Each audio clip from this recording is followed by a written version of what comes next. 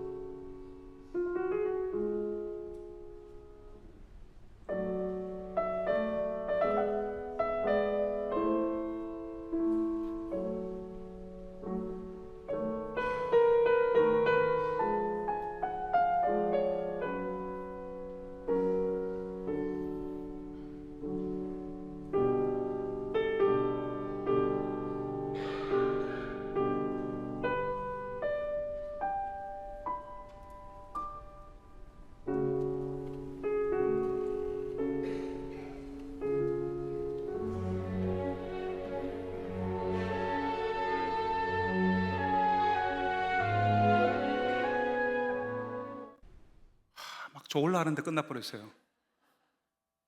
따로 저 영상을 풀로 된 걸 한번 보시면 좋겠습니다.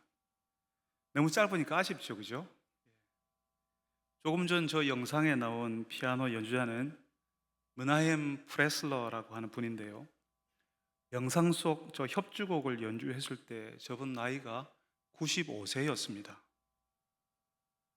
아까 그 영상 속에서 연주하는 그분의 손가락의 움직임을 보셨나요? 그분의 표정을 보셨습니까? 이분은 이 곡을 평생 몇 번 연주를 했을까요? 아마 문하임 프레슬러는 평생 피아노를 연주했고 소리를 내는 사람으로 살았을 겁니다. 무엇보다 그 음악을 자신의 인생 안에 담으려고 애썼을 거예요. 그러니까 95세가 되었는데 모차르트 음악을 연주하는데 문하임 프레슬러의 인생에 담긴 소리가 나오는 거죠. 여러분, 오늘 말씀의 요한은요, 문하임 프레슬러처럼 자신의 인생에 담긴 소리를 내려고 했습니다. 요한복음 1장에서 요한은 자신을 나는 그냥 소리일 뿐이다 라고 했던 거 기억하시죠? 소리는요, 잠시 이 공간에 잠깐 존재했다가 사라져 버려요. 그 존재감이라는 것이 없습니다. 잠깐 드러났다가 언제 없어졌는지 사라져 버리는 거죠. 요한은 자신이 그런 존재라고, 나는 소리일 뿐이라고 했습니다. 도대체 요한은 왜 그러는 걸까요? 우리는 이 땅에서 우리의 존재감을 알려야 한다고 배웠어요. 호랑이는 죽어서 가죽을 남기고 사람은 죽어서 이름을 남기지, 뭐 이런 이야기를 우리는 가슴에 새기면서 그래, 내 이름 석자는 이 땅에 남겨야지, 그런 마음을 가지고 있습니다. 이 땅의 사람들이 다 그렇게 하며 살거든요. 어느 동네에 가니까 그 동네 학생이 서울대 무슨 과에 합격했다고 그 이름이 크게 적힌 현수막이 붙어 있더라고요. 또 어느 동네에 가니까 그 동네 출신이 별을 단 장군이 되었다고, 경사라고 그 이름이 크게 나와 있는 현수막이 붙어 있더라고요. 우리는 다 그렇게 되고 싶어요. 유명해지고 내 이름 석자를 사람들이 알아주는 인생을 살고 싶어 한다고요.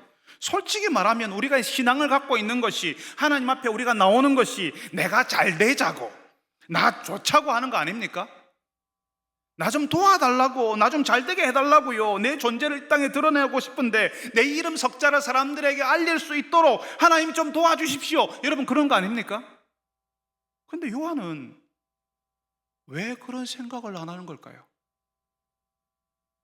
왜 자기를 그냥 소리라고, 그냥 잠시 존재했다가 사라지는 사람이라고 할까요?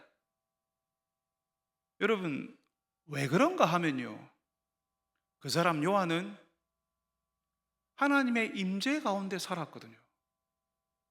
평생 하나님을 묵상하면서 자신이 어떤 길을 가야 했는지 물었던 사람이었어요.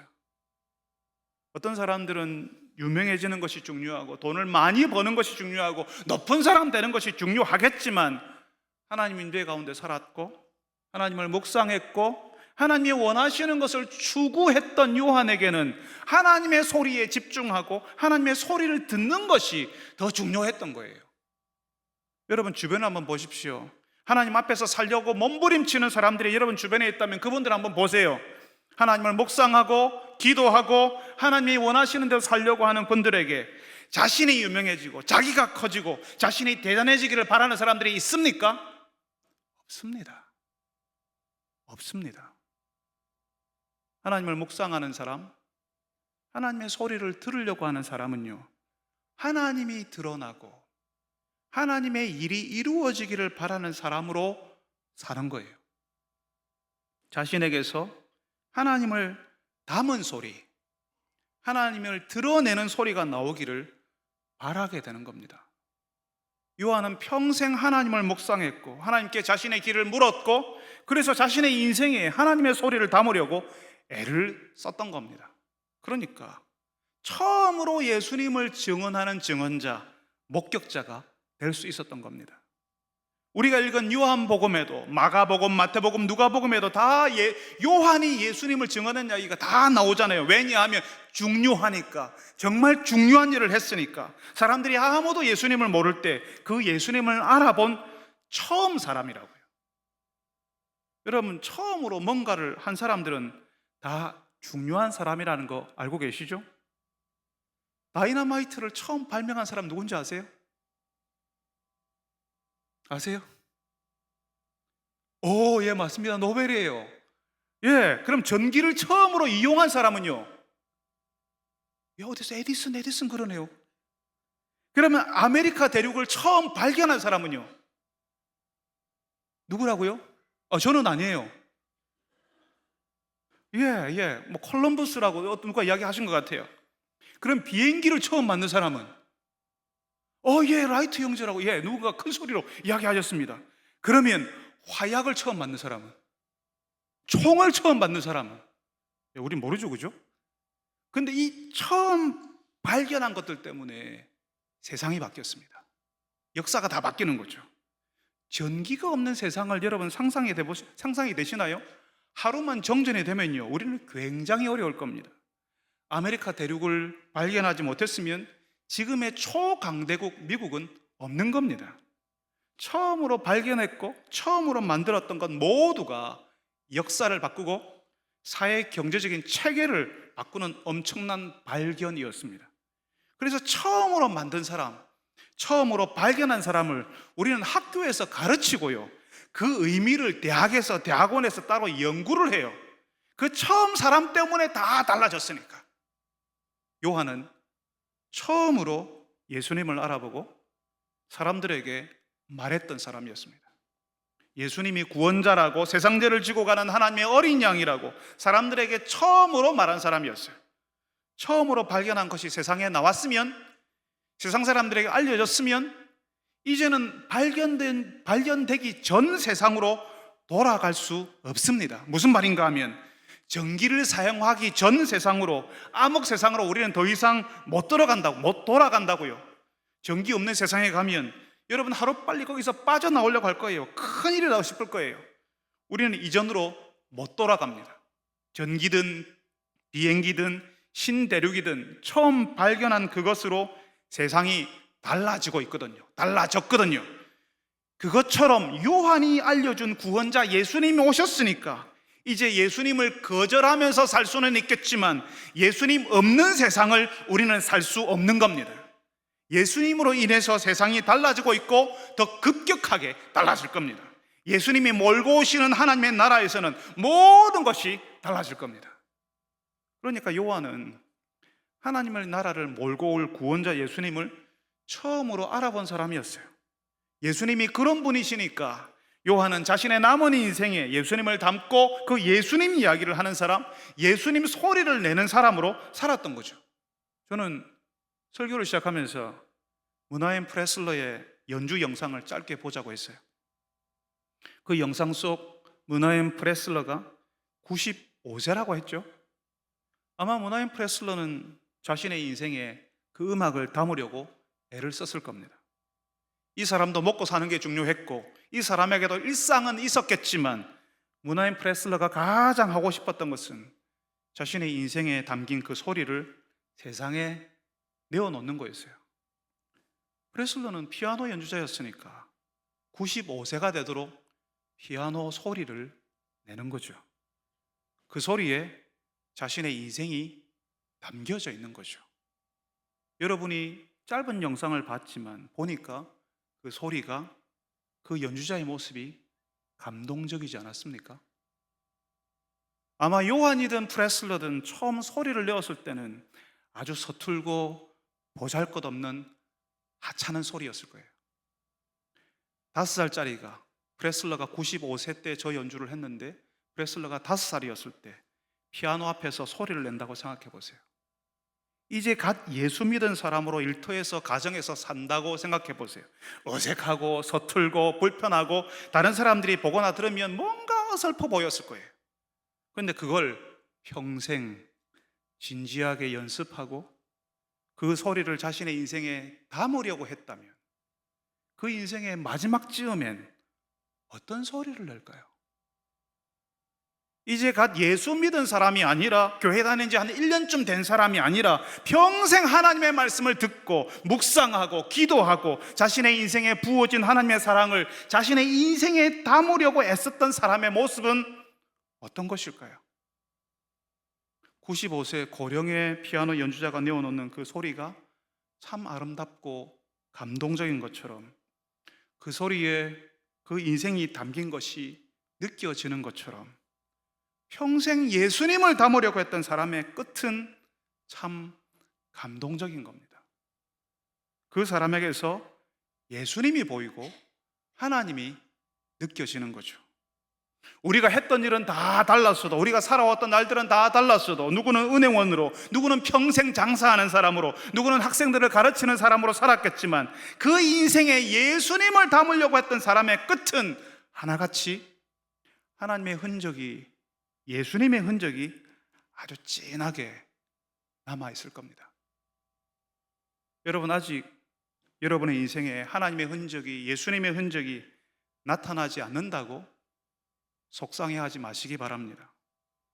예수님을 의지하는 시간을 보내다 보면, 예수님 믿고 따르는 세월을 보내다 보면, 그래서 내 인생에 예수님이 담기기를 기도하다 보면 우리는 어느새 내 인생의 끝 무렵에 하나님의 소리를 내는 사람으로, 예수님의 분명한 흔적이 나타나는 사람으로 변해 있을 거예요.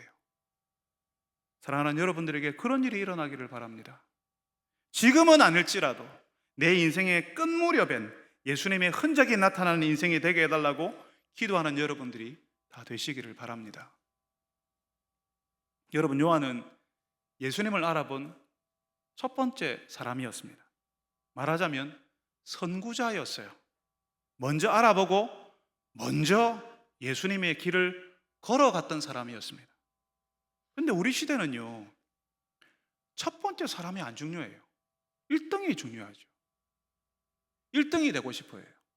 요한의 제자들이 그랬거든요. 선생님, 사람들이 그 전에 선생님이 말했던 그 사람에게로 다 갑니다. 그 전에는 우리에게 사람들이 많이 왔거든요. 우리가 주인공이었고 우리가 1등이었거든요. 우리가 사람들을 제일 많이 모았거든요. 그런데 사람들이 이제는 누구에게 간다고? 예수님께로 간다는 거죠. 그래서 큰일 났다는 거죠. 요한의 제자들에게는 참 받아들이기 힘든 일이었을 겁니다. 그래서 선생님, 요한 선생님, 대책을 세워야 되지 않겠습니까? 그렇게 이야기하는 거예요.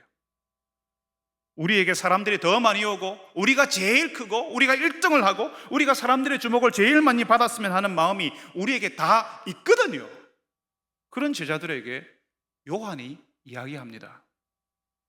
결혼식장에서 신부 옆에는 신랑이 서야 하는 거라고, 신랑 친구는 그것 보고 기뻐하는 거라고, 나는 이런 기쁨이 충만하다, 이렇게 이야기하는 겁니다.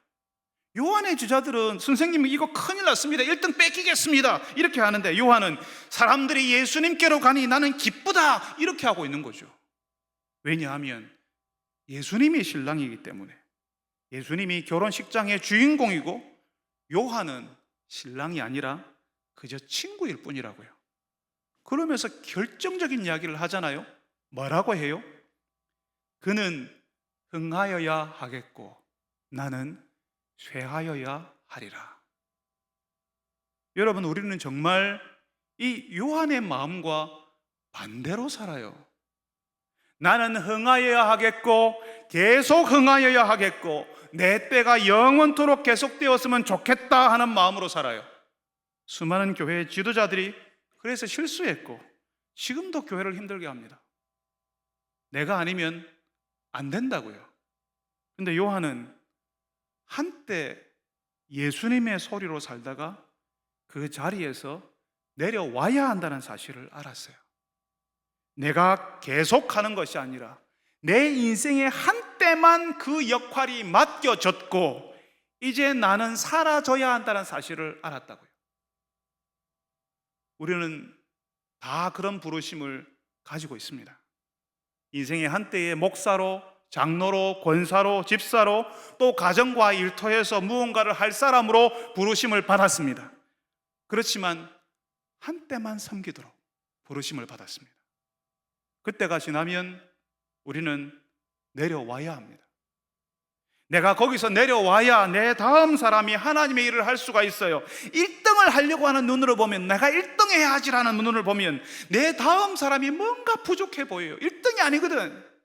그러니까 뭔가 부족해 보여요. 내가 없으면 교회가 안 될 것 같고 가정도 무너질 것 같고 일터도 위태로울 것 같아요. 그렇지만 하나님의 일에 첫 번째로 참여하겠다는 사람, 하나님이 하시는 일에, 그 일에 내가 처음 사람이 되겠다고 하는 그 사람은 하나님이 하실 일을 믿는 거죠. 하나님이 나를 한동안만 그 일을 위해 부르셨다는 사실을 인정하는 겁니다. 여러분, 저는 그런 생각을 해요. 제가 저의 한때를 마치고 났을 때 저의 모습이 어떤 모습일까를 생각합니다. 1등이 되려고 하는 것이 아니라 하나님의 일에, 아무도 안 하려고 하는 그 일에 처음으로 참여하는 사람이 그때는 되어 있을까? 그래서 이제 내가 내려갈 때가 되었다는 것을 순순히 받아들이고 있을까? 그런 생각을 해봐요. 구약에는 모세라고 하는 사람이 나오거든요. 이 모세는 자신의 때를 순순히 인정한 사람이었어요. 모세가 이스라엘 하나님의 백성들을 이집트 땅에서 이끌어 나오는데 40년을 광야에서 보내지 않습니까? 죽을 고생을 했습니다. 그리고 이제 하나님이 약속하신 땅 가나안이 저 앞에 보이는데 그 땅에 못 들어가고 죽습니다. 광야에서 고생한 모세가 다 했는데 하나님의 백성들을 이끌고 가나안 땅에 들어가는 그 영광스러운 일은 모세 다음 사람 여호수아가 해요. 모세는 그 가나안 땅을 멀리서 바라보기만 합니다. 이런 억울할 때가 어디 있습니까? 이건 모세가 기대했던 끝이 아닐 수 있어요. 모세는 광야에서 죽도록 40년 동안 고생했는데 그 지지리도 말을 안 듣는 그 하나님의 백성들을 이끄느라고 그렇게 수고했는데, 그 가나안 땅에 한번 들어가려고 그 수고를 참았는데 그 땅만 바라보고 이 백성들을 이끌었는데 정작 모세의 끝은 그 땅이 아닌 거죠. 하나님께서 그렇게 하셨어요. 여호수아와 이스라엘 백성들이 가나안 땅에 들어갈 수 있도록 모든 준비를 다 해놓고 모세는 사라지는 겁니다. 그걸 보면서 그런 생각을 하는 거죠. 아, 나의 끝은 하나님이 정하시는 거지. 내 끝은 내가 정하는 게 아니라 하나님이 정하시는 거지. 비록 내가 그 끝을 정할 수 없지만 하나님이 부르시는 그때가 나의 끝이지.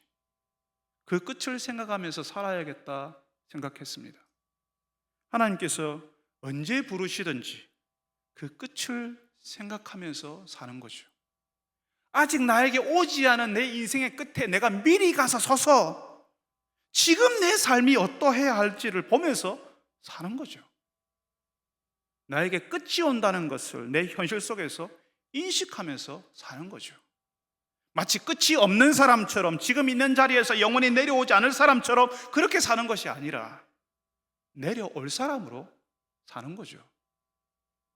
요한은 그걸 했습니다. 1등으로 살려고 한 것이 아니라 하나님의 부르심에 첫 번째로 응답하고 하나님의 그 일에 처음으로 참여하는 사람이었어요. 그리고 한때 하나님께서 감당하라고 했던 그 자리에서 내려오는 거죠. 근데 요한이 내려올 때 어떻게 내려오냐 하면요, 여러분 혹시 연극을 보러 가신 적 있습니까?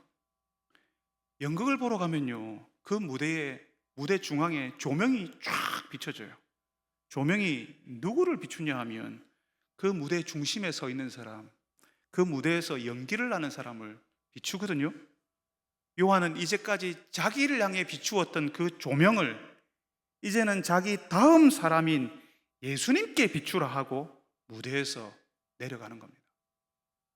요한의 소원은 자신을 비추던 그 조명이 자기의 다음 사람에게 비추어지기를 바랬어요. 계속 사람들이 자기만 바라봐주고 나만 바라봐주고 나에게 박수 쳐주고 계속 무대 가운데 자리를 내가 차지해야 한다고 그렇게 하지 않았습니다. 자신의 역할이 끝났으니 이제는 내 다음 사람을 비추라고 하는 거죠. 저는 우리 교회가 이 요한이 가진 마음, 이 소원을 품어야 한다고 설교로, 칼럼으로, 제자 훈련에서 이야기했고 지금도 이야기하고 있습니다. 우리의 역할은 내 시대가, 내가 있는 공동체가 1등을 하고 내가 있었던 그 시대가 가장 좋았던 시대가 되는 게 아닙니다. 내 때가 가장 좋았으면 내 다음은 어떻게 됩니까? 그게 아니라 하나님의 나라를 위해서 새로운 일을 하는 첫 번째 사람, 아무도 그 일을 하려고 하지 않은데 그 일에 뛰어드는 첫 번째 사람, 첫 번째 공동체가 되어야 한다고요. 요한이 그랬던 것처럼 내가 잘해서 내 다음 사람에게 기대가 넘어가도록, 내 다음 사람에게서 열매가 맺혀지도록 해야 한다고요. 내 시대, 우리 시대가 가장 화려한 시대, 절정이 되도록 할 필요 없습니다. 내 시대가 다, 내 시대에 내가 할 때, 내가 섬기고 있을 때 내가 다 이루어야지, 내가 제일 잘해야지, 그렇게 할 필요 없습니다. 우리가 다 할 수 없어요. 다만 우리가 해야 할 것은 내 다음 시대에 절정이 올 수 있도록 준비해 주는 겁니다. 그것만 해도 하나님께서 다 알고 계시고 기뻐하실 겁니다. 부모의 삶이 그러하지 않습니까, 여러분? 부모는 자신의 세월을 자녀들에게 내어주고 자녀들은 그 세월을 먹고 자랍니다. 자녀들은 점점 커가고 자신은 작아지기를 바라는 거죠. 연세 드신 어른들을 최근에 보신 적 있습니까? 여러분의 그 어른들이 예전보다 훨씬 작아졌다는 것을 느끼지 못하십니까? 욕심 많은 부모는 자녀들을 자기 안에 가두고 그 자녀들이 자신의 그늘 아래만 있기를 바라요. 그렇게 해서는 자녀들이 자랄 수 없지요. 자녀들이 부모의 그늘 아래서만 있게 한다면 부모보다 클 수 없고 꼭 부모의 그늘까지 밖에 자랄 수 없습니다. 몸은 커져도 그 속사람, 그 마음, 그 정서는 자라지 못해서 사람들을 품지 못하는 어른이 되는 거예요. 몸만 커진 어른이 되는 거죠. 좋은 부모는 자신이 약해지더라도 그 자녀가 더 커지게 되기를 바라는 거예요. 그 부모의 마음, 내 것을 내어줘서 자녀가 더 커지기를 바라는 그 심정을 요한이 가지고 있었던 겁니다. 그러니까 요한은 이 세상 사람들이 보기에는 바보 같은 삶을 사는데 자기 밥그릇도 제대로 못 챙기는 사람인데 예수님께서는 마태복음에서 이 요한을 여인이 낳은 자 중에 이보다 더 큰 사람이 없다 이렇게 하셨습니다. 사람들 중에 요한이 가장 큰 사람이었다고요. 예수님이 요한의 삶을 기뻐하셨다는 겁니다. 여러분, 우리가 하나님의 일을 하도록 허락된 것이 한때라는 사실을 알고 우리가 내려가야 하는 때가 온다는 사실을 기억하시기를 바랍니다. 그때를 기쁘게 받아들이고 내 다음번 사람이 나보다 더 잘하기를, 내 다음에 절정이 오기를, 예수님의 이름이 높아지기를 바라는 인생 되시기를 바랍니다.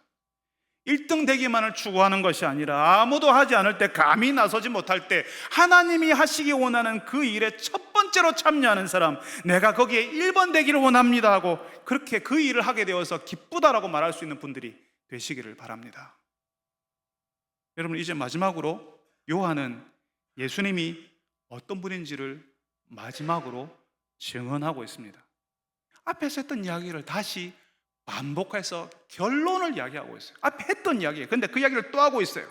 36절에 아들을 믿는 자에게는 영생이 있고 아들에게 순종하지 않은 자는 영생을 보지 못한다. 도리어 하나님의 진노가 있다. 이렇게 이야기합니다. 요한복음에서 계속 예수님이 어떤 분인지, 예수 믿으면 어떤 일이 일어나는지를 계속 반복해서 이야기하거든요. 저는 예수님이 가져오신 그 일, 그 구원에 대해서 우리 교회에 있는 동안 여러 번 반복해서 다른 방식으로, 다양한 모양으로 말하려고 애를 썼습니다. 요한은 그것을 처음으로 받고, 그래서 예수님이 구원자이시다 그랬던 거예요. 여러분, 예수님은 어떤 분이실까요? 예수 믿으면 어떤 일이 벌어질까요? 31절에는 예수님이 만물 위에 계신다 하고 35절에는 하나님 아버지께서 만물을 예수님께 주셨다 하시는데, 그러니까 우리가 예수 믿으면 모든 만물이 바뀌는 경험을 하게 된다는 거죠.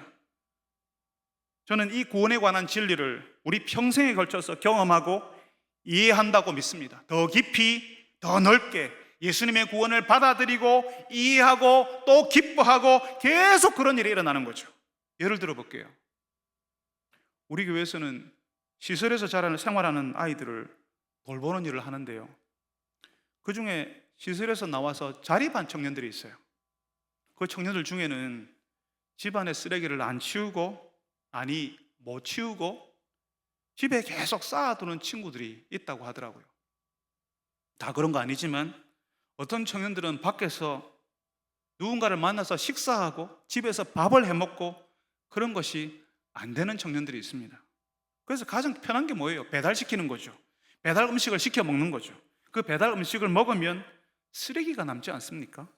그 쓰레기를 치우지 않는 거죠. 한 달, 6개월, 1년, 2년 집안에 쓰레기가 가득 쌓이는 겁니다. 음식만 배달시키는 것이 아니라 온갖 물건들도 배달시켜서 남은 포장지며 생활하면서 나오는 생활 쓰레기가 집안에 계속 쌓이는 겁니다. 처음에는 화장실에만 두었다가 거실에 쌓아놨다가 나중에는 이제 편하니까 TV 보면서 방 안에서 뭘 먹고 하니까 방 안에 다 쌓이는 거죠. 우리가 생활하면 생활 쓰레기가 나옵니다. 우리가 다들 그렇게 살아요. 그런 쓰레기가 나오는 건 어쩔 수 없습니다. 그런 쓰레기가 나오면 보통 우리가 어떻게 하죠? 우리는 치우잖아요. 정기적으로. 귀찮지만 치우고 그렇게 청소하는 것을 당연하게 여깁니다. 그런데 시설에서 자란 청년들이나 혹은 정서적으로 어려움을 겪는 분들은요, 집 밖으로 나가지를 못해요. 집에 쓰레기를 쌓아두는 거죠. 우리 교회 성도들이 그런 청년들의 집을 청소해 준 적이 있습니다. 집안에 쓰레기를 엄청 쌓아두고 그렇게 해서 청소하는데 애를 먹었다고 하시더라고요. 그 쓰레기에서 나오는 냄새며 또 그 쓰레기에서 또 쓰레기가 나오거든요. 쓰레기가 시간이 지나면 분해가 돼요. 그리고 밑으로 말라붙어 서로 엉겨붙어요. 그리고 더 많은 쓰레기를 만들어냅니다. 그 분해된 쓰레기가 그 주변을 더 지저분하게 만들거든요. 시설에서 자란 청년뿐 아니라 정서적으로 어려움을 겪는 분들이 쓰레기만 쌓아두는 게 아닙니다. 나에게 안 좋았던 기억, 어릴 때 기억까지, 나를 힘들게 했던 사람들을 향한 미움, 나를 돌보지 않고 버렸던 사람들에 대한 분노, 나 자신을 향한 분노, 수치심, 죄책감 같은 것들을 자기 마음에 계속 쌓아둡니다. 우리가 살면서 발생하는 생활 쓰레기들을 치우지 못하고 쌓아두는 것처럼 우리가 살면서 경험하게 되는 온갖 감정의 찌꺼기들을 치우지 못하고 계속 쌓아두는 사람들이 있다는 거죠. 건강한 사람들은 그 감정의 찌꺼기를 적절하게 치우면서 살아요. 그런데 어떤 사람들은 이 감정의 찌꺼기들을 어떻게 해결해야 될지 몰라서 자기 마음에 계속 쌓아두는 거죠. 10년, 20년, 30년, 50년, 아주 어릴 때부터 계속 그 마음에 쌓아둡니다. 그래서 혼자서 처리를 못해요. 혼자서 치우지를 못해요. 자립 청년의 집을 누군가가 청소해 주는 것처럼 누가 와서 그 마음의 찌꺼기들을 청소해 줘야 돼요. 혹시 문 앞에 쓰레기가 가득 쌓였는데 거기에 그 쓰레기가 쌓여있는 그 문을 한번 열어보신 적이 있습니까? 밀어보신 적이 있습니까? 문이 쉽게 열릴까요? 문이 열리지 않습니다. 그 문을 열고 들어가야 쓰레기를 치울 수 있는데 그 쓰레기 때문에 문이 열리질 않아요. 쓰레기 더미가 꽉 막고 있어가지고 문이 열리지 않는 거죠. 억지로 힘을 주어서 밀면 조금 열리지만 완전히 다 열려면 힘을 계속 주고 그 문 앞에 있는 쓰레기를 조금씩 치우면서 문을 열어야 돼요. 그래야 문이 열립니다. 그렇게 문을 열고 들어가서도 한동안 그 방 안에 있는 쓰레기들을 치우는 일을 해야 됩니다. 그것도 오랫동안. 우리 마음의 방에 쓰레기가 가득 쌓여 있는 한 다른 것이 들어올 수 없고 문도 잘 열리지 않아요. 문제는 쓰레기와 같이 사는 사람도, 마음의 찌꺼기를 가득 채우며 사는 사람도 그렇게 오래 살았으니까 본인은 그렇게 불편하게 느끼지 않아요. 나 혼자 있거든. 그러니까 쓰레기 피해서 자면 되고 쓰레기 더미 위에서 먹으면 되고 그렇게 살 수 있어요. 마음의 찌꺼기를 가득 채운 마음의 상태로 그럭저럭 살 수는 있습니다. 그렇지만 그 마음의 방에 누구도 들을 수가 없어요. 쓰레기가 가득 찬 방, 마음의 감정의 찌꺼기가 가득한 그 마음의 방에 누구도 들이지를 않는다는 거죠. 그냥 혼자만 있는 거예요. 이게 아니다 싶어도, 이게 이렇게 하면 안 되겠다 싶어도 어떻게 해야 될지를 모르니까 그냥 그렇게 사는 거예요. 여러분, 여기서 가장 중요한 것은 도와달라고 해야 되고, 부끄럽지만 쓰레기가 가득한 그 방문을 열어야 되는 거죠. 일단 문이 열리면 그 다음부터는 시간이 걸리겠지만 조금씩 더 열리고 나중에는 방을 청소할 수도 있는 겁니다. 그 방이 청소되어야, 쓰레기가 치워져야 다른 일상을 살 수가 있어요. 여러분, 우리 교회 성도가 시설에서 자립한 청년의 방을 깨끗하게 청소한 것처럼 감사하게도 그 청년이 자기 집 문을 열어서, 자기 방문을 열어서 쓰레기를 치워달라고 부탁한 것처럼 예수님께 내 마음의 방을 청소해 달라고 해야 우리가 다른 일상을 살 수가 있는 겁니다. 우리 힘으로 우리 마음의 방에 쌓여있는 그 쓰레기들을 내가 치울 수는 없습니다. 너무 오래되었거든요. 감당이 안 되거든요. 여러분, 혹시 집에 계속 고철이며 오래된 신문이며 고물덩어리를 주워와서 집에 쌓아두는 분들의 이야기를 들어보시 못하셨나요? 우리가 보기엔 다 쓰레기예요. 버려야 돼요. 근데 주워오시는 그분은요, 이거 다 쓸 데 있는 거야, 다 쓸모 있는 거야, 이거 다 가치가 있는 거야, 그러거든요. 그리고 집안에 가득 채워놓거든요. 그러면서 계속 쌓여요. 우리 마음의 방을 우리가 청소할 수 없습니다. 그게 쓰레기라고 예수님이 판단해 주셔야 돼요. 예수님이 치워주셔야 돼요. 우리가 예수님께 문을 열고 청소해 달라고 하면요, 그래서 우리 마음의 방이 깨끗하게 청소가 되면요, 우리는 다른 일상을 살 수가 있는 겁니다. 그걸 오늘 말씀에서는 영생이라고 이야기해요. 전혀 새로운 생활이 시작되는 거죠. 오늘 말씀에 그러잖아요. 아들을 믿는 자에게 영생이 있고 아들에게 순종하지 않은 자는 영생을 보지 못한다. 도리어 하나님의 진노가 머물러 있다. 이렇게 하지 않습니까? 예수님께 문을 열고 예수님, 내 방을 청소해 주십시오, 나를 깨끗하게 해 주십시오 할 때에 내 인생의 방, 마음의 방이 깨끗해지고 새로운 생활을 시작하는 겁니다. 그렇지만 예수님께 문을 열지 않으면 어떻게 되죠? 그냥 그 쓰레기 더미들과 같이 사는 겁니다. 지난주에 말씀드렸죠. 하나님의 심판은 하나님의 사랑을 전혀 경험하지 못한 채 사는 거라고요. 하나님의 사랑을 한 번이라도 경험해 본 사람은 그 사랑 없는 곳에서 사는 것이 끔찍한 거예요. 그 사랑 바깥에 사는 것이 너무 고통스러운 거예요. 마찬가지로 오늘 말씀에 나오는 하나님의 진노도 하나님이 주시는 새로운 생활을 전혀 경험하지 못하고 사는 거라고요. 계속 쌓이는 그 쓰레기 가운데 계속 사는 거예요. 예수님이 청소해 주시고 새롭게 하시는 생활을 해본 사람이라면 그 전의 생활로 쓰레기가 가득한 그 방으로 안 돌아가죠. 우리 교회 성도들이 자립 청년들 방 청소해 주러 갔던 이유가 그렇게 사는 것이 안타까우니까, 그렇게 살지 않기를 바라는 마음에서 그렇게 했던 거잖아요. 그렇지만 쓰레기 더미에서 계속 살았으니 나는 계속 이렇게 살 거야 하는 사람들이 정말 많습니다. 쓰레기인 줄 모르거든요. 그거 쓸 데 있는 거라고, 그거 가치 있는 거라고, 내가 나중에 쓸 거라고 계속 모아놓죠.